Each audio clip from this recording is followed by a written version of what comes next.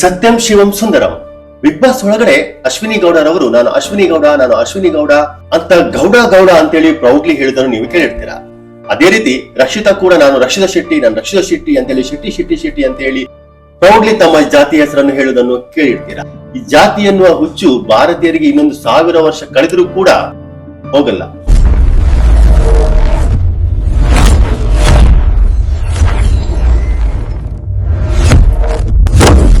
ಕಲಾವಿದರಿಗೆ ಜಾತಿ ಇಲ್ಲ, ಧರ್ಮ ಇಲ್ಲ ಅಂತ ಹೇಳ್ತಾರೆ. ಕೆಲವಾರು ವರ್ಷಗಳ ಮೊದಲೇ ಕಲಾವಿದರ ಹೆಸರಲ್ಲಿ ಜಾತಿಯ ಹೆಸರು ಇರಲಿಲ್ಲ. ಎಕ್ಸಾಂಪಲ್ ತಗೊಳ್ಳಿ, ರಾಜ್ಕುಮಾರ್ ಆಗಿರ್ಬೋದು, ವಿಷ್ಣುವರ್ಧನ್, ಪ್ರಭಾಕರ್, ಅಂಬರೀಶ್, ರವಿಚಂದ್ರನ್, ಶಿವರಾಜ್ ಕುಮಾರ್, ರಾಘವೇಂದ್ರ ರಾಜ್ಕುಮಾರ್, ಪುನೀತ್ ರಾಜ್ಕುಮಾರ್, ಯಶ್, ದರ್ಶನ್, ಸುದೀಪ್, ಯಾರ ಹೆಸರಲ್ಲಾದ್ರೂ ಜಾತಿ ಇದೆಯಾ? ಇತರ ಚಿತ್ರರಂಗಕ್ಕೆ ಹೋಗಿ ನಾಗಾರ್ಜುನ್, ಚಿರಂಜೀವಿ, ವೆಂಕಟೇಶ್, ಅಲ್ಲು ಅರ್ಜುನ್, ರಾಮ್ ಚರಣ್. ತಮಿಳ್ ಚಿತ್ರರಂಗಕ್ಕೆ ಬನ್ನಿ, ರಜನಿಕಾಂತ್, ಕಮಲ್ ಹಾಸನ್, ವಿಜಯ್, ವಿಕ್ರಮ್. ಸೌತ್ ಇಂಡಿಯಾದಲ್ಲಿ ಯಾವ ಕಲಾವಿದರು ಕೂಡ ತಮ್ಮ ಹೆಸರಲ್ಲಿ ಜಾತಿ ಹೆಸರು ಬರಿತಾನೆ ಇರಲಿಲ್ಲ. ಈ ಟ್ರೆಂಡ್ ಅನ್ನು ತಂದವರು ಯಾರು? ರಾಜ್ಬಿ ಶೆಟ್ಟಿ, ರಕ್ಷಿತ್ ಶೆಟ್ಟಿ, ರಿಷಬ್ ಶೆಟ್ಟಿ. ಇವರುಗಳು ಬಂದ ನಂತರ ಎಲ್ಲರಿಗೆ ತಮ್ಮ ತಮ್ಮ ಜಾತಿಯ ಹೆಸರು ಹಾಕುವ ಹುಚ್ಚು ತಲೆಯಲ್ಲಿ ಬಂದ್ಬಿಟ್ಟಿದೆ. ಈ ಶೆಟ್ಟಿ ಟೀಮ್ ಬರುವ ಮೊದಲು ಯಾವತ್ತಾದ್ರೂ ಕೇಳಿದ್ರ ಯಾರ ಹೆಸರು ಮುಂದೆ ಆದ್ರೂ ಗೌಡ ಇದ್ದಿರೋದು ಅಥವಾ ಯಾವ್ದೊಂದು ಜಾತಿ ಹೆಸರು ಇರೋದಕ್ಕೆ? ನಾನು ಕೇಳಿಲ್ಲ ಕನ್ನಡ ಇಂಡಸ್ಟ್ರಿಯಲ್ಲಿ, ಅದು ಟಿವಿ ಇಂಡಸ್ಟ್ರಿ ಆಗಿರ್ಲಿ ಅಥವಾ ಸಿನಿಮಾ ಇಂಡಸ್ಟ್ರಿ ಆಗಿರ್ಲಿ. ಮೇಲ್ಜಾತಿಯವರಿಗೆ ಬಹಳ ಪ್ರೌಡ್. ತಮ್ಮ ಜಾತಿ ಹೆಸರು ಹಾಕಿದ್ರೆ ಬಹಳ ಪ್ರೌಡ್. ಹುಟ್ಟುವಾಗ ಮೇಲ್ಜಾತಿಯವರೆಲ್ಲ ಬ್ರಹ್ಮನ ಹತ್ರ ಅಪ್ಲಿಕೇಶನ್ ಹಾಕಿದ್ದು, ನಾವೆಲ್ಲ ಈ ಜಾತಿಯಲ್ಲಿ ಹುಟ್ಟಬೇಕು ಅಂತ ಹೇಳಿ. ಯಾರು ಜಾತಿನ ಕಂಡು ಹಿಡುಕಿದವ್ರು? ಯಾರು? ದೇವ್ರು ಮಾಡಿದಾರ? ಇವರು ಬ್ರಾಹ್ಮಣರು, ಇವ್ರು ಶೆಟ್ಟರು, ಇವರು ಗೌಡ್ರು, ಇಷ್ಟು ಜನ ಮೇಲ್ಜಾತಿಯವರು, ಇದೆಲ್ಲ ಕೀಳ್ ಜಾತಿಯವರು, ಇವರನ್ನೆಲ್ಲ ಕೀಳ್ ಜಾತಿ ಅಂತ ಮಾಡ್ಕೊಳ್ಳಿ ಅಂತ ದೇವ್ರು ಹೇಳಿದ್ರ? ಮನುಷ್ಯರೇ ಮಾಡ್ಕೊಂಡಿರೋದು. ದೇವರನ್ನು ಸೃಷ್ಟಿಸಿದವರೇ ಮನುಷ್ಯರೇ, ಜಾತಿಯನ್ನು ಸೃಷ್ಟಿಸಿದವರೇ ಮನುಷ್ಯರೇ. ತಮ್ಮ ಅನುಕೂಲಕ್ಕೋಸ್ಕರ ಜಾತಿಗಳನ್ನು ಮಾಡ್ಕೊಂಡಿರೋದು. ಮರ್ಯಾದಕ್ಕೋಸ್ಕರ ಕೊಲೆ ಆಯ್ತು ನೋಡಿ, ಮೊನ್ನೆ ಕರ್ನಾಟಕದಲ್ಲಿ ಆಗಿದೆ, ಅದಕ್ಕಿಂತ ಮುದ್ದೆ ನಾರ್ತ್ ಅಲ್ಲೆಲ್ಲ ಆಗಿದ್ದು ನೋಡಿ.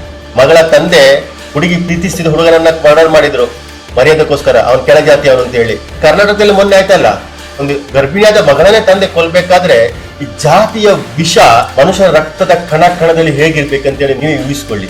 ಆಮೇಲೆ ಹುಡುಗ ಕೂಡ ಮದುವೆ ಆದವನು ಇನ್ನು ಚಿಗುರು ಮೀಸೆ ಹುಟ್ಟಿಲ್ಲ, ಆವಾಗ್ಲೇ ಲವ್, ಮದುವೆ, ಮಕ್ಕಳು. ಆಶ್ಚರ್ಯವಾಗ್ತದೆ ಈಗಿನ ಜನರೇಷನ್. ಅಬ್ಬಬ್ಬಬ್ಬಬ್ಬ ಏನ್ ಫಾಸ್ಟ್ ಆಗಿದ್ದೀರಪ್ಪ. ಪ್ರೀತಿ ಮಾಡೋದು ತಪ್ಪು ಅಂತ ಹೇಳ್ತಾ ಇಲ್ಲ. ಪ್ರೀತಿ ಮಾಡಿದ್ರೆ ತಂದೆ ತಾಯಿನ ಒಪ್ಪಿಸ್ಕೊಂಡು ಮದುವೆ ಆಗುವಂತ ತಾಕತ್ ಇಟ್ಕೊಳ್ಳಿ. ತಂದೆ ತಾಯಿ ಒಪ್ಪಿಲ್ಲ ಅಂದ್ಕೊಳ್ಳಿ, ಮದುವೆನೇ ಆಗ್ಬೇಡಿ. ಏನಾಗುತ್ತೆ ಮದುವೆ ಆಗದಿದ್ರೆ? ಮದುವೆನೇ ಜೀವನ ಅಲ್ಲ. ಹೆತ್ತು ಹೊತ್ತು ಸಾಕಿದಂತ ತಂದೆ ತಾಯಿಗಳಿಂದ ಪ್ರೀತಿ ದೊಡ್ಡದಲ್ಲ.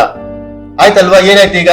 ದ್ವೇಷ ಹುಟ್ಟಿತ್ತು ಮಗಳ ಮೇಲೆ. 7 ತಿಂಗಳು 9 ತಿಂಗಳು ಒಳ್ಳೆ ಜೀವನ ಮಾಡಿದ್ರಿ, ಮಜಾ ಮಾಡಿದ್ರಿ, ಪ್ರಾಣ ಕಳ್ಕೊಂಡ್ರು. ಇನ್ನೇನು ಹುಡುಗನಿಗೇನು? ಇನ್ನೊಂದು ಹುಡುಗಿ ಸಿಗಲ್ವಾ ಮದುವೆಗೆ? ಅವರ ಜಾತಿಯವರೇ ನೋಡಿ ಮದುವೆ ಆಗ್ತಾರೆ. ಇವಾಗ ದೇಶದಲ್ಲಿ ಹಿಂದಿನ ಜನರೇಷನ್ ಅವರ ತಲೆಯಲ್ಲಿ ಜಾತಿ ವ್ಯವಸ್ಥೆ ಇದೆ ಅಂತ ಗೊತ್ತಿರುವಾಗ ಸ್ವಲ್ಪ ಯೋಚನೆ ಮಾಡಿ ಲವ್ ಮಾಡ್ಬೇಕು.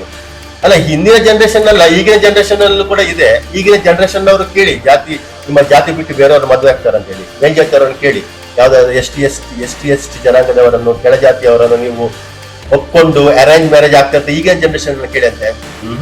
ಆಗಲ್ಲ, ನಮ್ ಜಾತಿಯವರೇ ಬೇಕಂತಾರೆ. ಎಷ್ಟೇ ಓದಿದ್ರು, ಎಷ್ಟೇ ಶ್ರೀಮಂತರಾಗಿರ್ಲಿ, ಎಷ್ಟೇ ಮೈಂಡ್ ಫಾರ್ವರ್ಡ್ ಆಗಿರ್ಲಿ, ತಮ್ಮ ಜಾತಿಯವರನ್ನೇ ಮದುವೆ ಆಗ್ತಾರೆ. ನಂಗೆ ನೆನಪಿದ್ದೆ, ರಿಷಬ್ ಶೆಟ್ಟಿ ಅವರನ್ನ ಮೀಡಿಯಾದವರು ಕೇಳಿರ್ತಾರೆ, ಇದು ಶೆಟ್ಟಿ ಅಂತೇಳಿ ತುಂಬಾ ಆಗ್ತಾ ಇದೆ ಅಲ್ಲ, ಏನೆಲ್ಲ ನೀವು ಶೆಟ್ಟಿಗಳಿಗೆ ಅವಕಾಶ ಕೊಡ್ತೀರಾ, ನಿಮ್ಮ ಜಾತಿ ಧರ್ಮದವರಿಗೆ ಅವಕಾಶ ಕೊಡ್ತೀರಾ ಅಂತ ಮೀಡಿಯಾದವ್ರು ಕೇಳಿದ್ ನೆನಪಿದೆ. ಅವಾಗ ರಿಷಬ್ ಶೆಟ್ಟಿ ಅವ್ರು ಹೇಳ್ತಾರೆ, ಇಲ್ಲ ಗಂಡು ಹೆಣ್ಣು ಮಾತ್ರ ಜಾತಿ ಇರೋದು, ಬೇರೆ ಯಾವ್ದು ಜಾತಿ ಇಲ್ಲ ಅಂತ ಹೇಳಿ. ಮದುವೆ ಆಗುವಾಗ ಅವರ ಜಾತಿ ಅವರನ್ನು ಹುಡುಕಿ ಮದುವೆ ಆಗಿದ್ದಾರೆ. ಅದೇ ರೀತಿ ಇವರು ರಚಿತಾ ರಾಮ್ಗೆ ಕೇಳಿದ್ರು, ಯಾವಾಗ ಯಾರನ್ನ ಮದುವೆ ಅಂತ ಹೇಳಿದ್ರೆ, ಯಾವ ಜಾತಿಯವ್ರನ್ನ ಮದುವೆ ಆಗ್ತಾರೆ ಅಂತ ಹೇಳಿ ಡೈರೆಕ್ಟ್ ಆಗಿ ಹೇಳಿದ್ದಾರೆ, ಗೌಡ ಹುಡುಗಿಯರು ಗೌಡರನ್ನೇ ಮದುವೆ ಆಗೋದು ಅಂತ ಹೇಳಿ. ಅದೇ, ಎಷ್ಟೇ ಬೆಳೀಲಿ, ಎಷ್ಟೇ ಶ್ರೀಮಂತರಾಗಿರ್ಲಿ, ಎಷ್ಟೇ ಮೈಂಡ್ ಪವರ್ ಆಗ್ಲಿ, ಎಷ್ಟೇ ಎಜುಕೇಟೆಡ್ ಆಗಿರ್ಲಿ, ಭಾರತೀಯರಿಗೆ ಜಾತಿ ಹುಚ್ಚು ಮಾತ್ರ ಬಿಡಲ್ಲ. ಇದೇ ಕಾರಣಕ್ಕೋಸ್ಕರ ಅಂಬೇಡ್ಕರ್ ಅವರು ಹಿಂದೂ ಧರ್ಮದಿಂದ ಬೌದ್ಧ ಧರ್ಮಕ್ಕೆ ಸೇರಿರೋದು. ಯಾವತ್ತಾದ ನೋಡಿದೀರಾ ಮೇಲ್ಜಾತಿಯ ಹಿಂದೂಗಳು ಅಂಬೇಡ್ಕರ್ ಜಯಂತಿ ಮಾಡಿರೋದು? ಯಾವತ್ತು ಮಾಡಲ್ಲ. ಕೆಳಜಾತಿಯವರ ಕಾಲೋನಿಗಳಲ್ಲಿ ಮಾತ್ರ ಅಂಬೇಡ್ಕರ್ ಜಯಂತಿ ಆಗುತ್ತೆ. ಸಂವಿಧಾನ ಶಿಲ್ಪಿ ಅಂತ ಹೇಳಿ ಬಾಯ್ಮೆ ಬಡ್ಕೊಳ್ತೇವೆ ನಾವು. ಅಂಬೇಡ್ಕರ್ ಕೆಳಜಾತಿಯವನ್ನುವ ಕೀಳರಿಮೆ ಈಗಲೂ ಜನಗಳಿಗಿದೆ. ಯಾವ್ದಾದ್ರು ಗ್ರೂಪ್ ಆಫ್ ಯಂಗ್ಸ್ಟರ್ಸ್ ಸೇರಿದ್ರೆ ಅಥವಾ ಗ್ರೂಪ್ ಆಫ್ ಯಂಗ್ಸ್ಟರ್ ಅಥವಾ ಕಾಮನ್ ಪಬ್ಲಿಕ್ ಸೇರಿದ್ರೆ ಒಬ್ಬರನ್ನೊಬ್ಬರನ್ನು ಪರಿಚಯಿಸಿಕೊಳ್ಳುವಾಗ, ಹೊಸದಾಗಿ ಸಿಗುವಾಗ, ನೀವು ಯಾವ ಜಾತಿ, ನೀವು ಯಾವ ಪಂಗಡದವ್ರು ಕೇಳ್ತೇವೆ. ಅವಾಗ ದೊಡ್ಡ ಮೇಲ್ಜಾತಿಯವರಿಗೆಲ್ಲ ಬಹಳ ಪ್ರೌಡ್ಫುಲ್ ಆಗಿ ನಾವು ಈ ಜಾತಿಯವರು ನಮ್ಮನ್ನು ಇಂಟ್ರೊಡ್ಯೂಸ್ ಮಾಡ್ತಾರೆ. ಆ ಟೈಮಲ್ಲಿ ಕೆಳಜಾತಿಯವರ ಮನಸ್ಥಿತಿ ಹೇಗಿರುತ್ತೆ ನೋಡಿ. ನಮ್ ಜಾತಿ ಹೇಳ್ಬೇಕಲ್ಲ, ಈ ಕೆಳಜಾತಿ ಹೇಳ್ಬೇಕಲ್ಲ, ಎಷ್ಟು ಬೇಜಾರಾಗುತ್ತೆ ಹೇಳಕ್ಕೆ. ಈ ಜಾತಿಯಲ್ಲಿ ಹುಟ್ಟಿರುವುದು ಬಹಳ ತಪ್ಪಲ್ವಾ ಅಂತ ಹೇಳಿ ಅವ್ರಗಳಿಗೆ ಅನಿಸ್ತದೆ. ಕೆಳಜಾತಿಯವರು ಕೆಳಜಾತಿಯವರು SC ST ಅಂತ ಗೊತ್ತಾದ ಕೂಡಲೇ ಮೇಲ್ಜಾತಿಯವರು ಅಲ್ಲಿಂದ ಜಾಗ ಕೀಳ್ತಾರೆ. ಕೆಳಜಾತಿಯವರಿಗೆ ಎಷ್ಟೊಂದು ಅವಮಾನಗಳು ಆಗ್ತಿರ್ಬೇಕಲ್ಲ ನಾವು ಈ ಜಾತಿಯವರು ಅಂತ ಹೇಳ್ಕೊಳ್ಳಕ್ಕೆ. ಖಂಡಿತವಾಗ್ಲಾಗುತ್ತೆ. ಮತ್ತೆ ಈ ST ಅನ್ಕೊಂಡವರಿಗೆ ಕೂಡ ಅವರುಗಳಿಗೂ ಕೂಡ ಈ ಮೀಸಲಾತಿನ ಹೊರ ಬರ್ಲಿಕ್ಕೆ ಇಷ್ಟ ಇಲ್ಲ. ಅವರುಗಳಿಗೆ ಇನ್ನೂ ಬೇಕು ಮೀಸಲಾತಿ.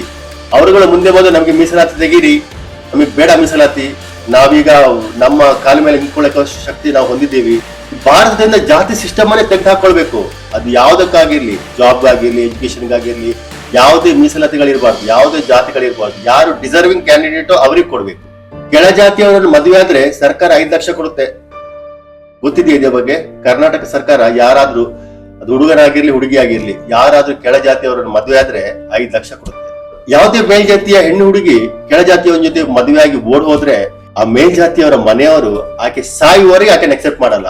ಒಂದು ವೇಳೆ ಮೇಲ್ಜಾತಿಯ ಹುಡುಗ ಯಾವ್ದಾದ್ರು ಕೆಳಜಾತಿಯ ಹುಡುಗಿಯನ್ನು ಮದುವೆ ಆದ್ರೆ ಕಾಲಕ್ರಮೇಣ ಮಗನಿಗೋಸ್ಕರ ತಂದೆ ತಾಯಿಯವರು ಒಪ್ಕೊಳ್ಬಹುದೇನೋ, ಆದ್ರೂ ಆ ಸೊಸೆಗೆ ಮಾತ್ರ ಟಾಂಟ್ ಮಾಡೋ ತಪ್ಪಲ್ಲ. ನೀನ್ ಕೆಳಜಾತಿಯವಳು ನನ್ನ ಮಗನ ಬುಟ್ಟಿಗೆ ಹಾಕೊಂಡಿದ್ಯಾ ಅಂತ ಲೈಫ್ ಟೈಮ್ ಆ ಸೊಸೆಗೆ ಟಾಂಟ್ ಮಾತ್ರ ತಪ್ಪಲ್ಲ. ಮೇಲ್ಜಾತಿಯವ್ರ ಮುಂದೆ ಬಂದು ಕೆಳಜಾತಿಯವರನ್ನು ಒಪ್ಕೊಂಡು ಮದುವೆ ಆಗಕ್ಕೆ ಚಾನ್ಸಸ್ ಇದೆಯಾ? ನಿಮ್ಗಳಿಗೆ ಏನನ್ಸುತ್ತೆ? ಭಾರತ ದೇಶದಲ್ಲಿ ಈ ಜಾತಿ ವ್ಯವಸ್ಥೆ ಹೋಗ್ಲಿಕ್ಕೆ ಸಾಧ್ಯ ಇದೆಯಾ? ನನ್ಗನಿಸ್ತಾ ಇಲ್ಲ. ನೀವು ಕಮೆಂಟ್ ಮಾಡಿ ತಿಳಿಸಿ.